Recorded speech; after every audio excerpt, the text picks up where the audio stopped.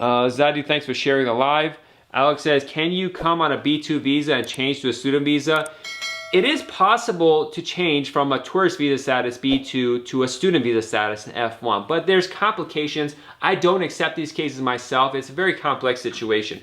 First of all, when you enter the United States, when you get a tourist visa, you're telling the government that you're coming here for tourism purposes, which means you're coming temporarily to stay here and you don't intend on staying longer. Just coming here to check out the sites, see some people, and leave. However, if you then file for a student visa, especially soon after arriving, they may question you and say, well, you said you're coming temporarily, but all of a sudden you register for a school. That doesn't go together. Were you lying to us? And potentially you could get hit with misrepresentation. So you got to be prepared for stuff like that. Secondly, when you do apply for a change of status to an F-1 student status, or they say student visa, but student status of the United States, changing status from a B-2 status to an F-1 status, the start date of your school, whatever that date is, you have to be in F-1 status within 30 days ahead of that. And this is a complicated subject to try to explain, but essentially you have to maintain valid status up to within 30 days of the start date of your program.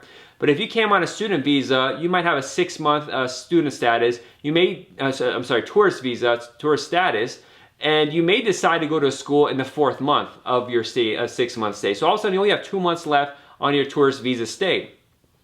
However, if you're going to a semester-based school, the next semester may not start in like 4 months. So what happens is you're gonna have a 2-month gap in there of being out of status, and that becomes a problem.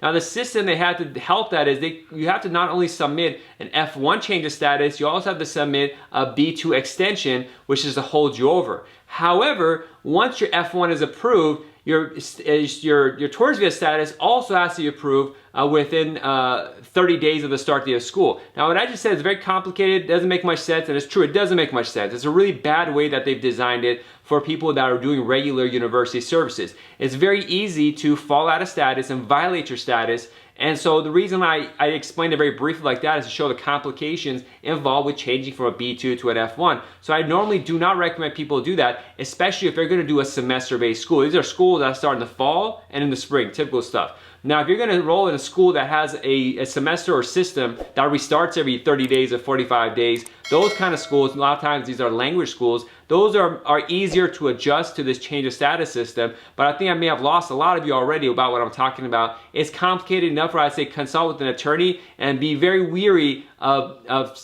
just someone saying, oh, this is easy to do from a B-2 tourist status to an F-1 status. There's a lot of complications involved. I don't like doing them, too much risk. But it's possible. I usually recommend it to just get the visa to come back in, but sometimes you may have a program you want to start. Just be careful of the program. I'd be mindful of not starting a full semester-based program that has these fixed start dates and the schools are less flexible. And that's my talk about student visa as much as I want to talk about right here. It gets complicated.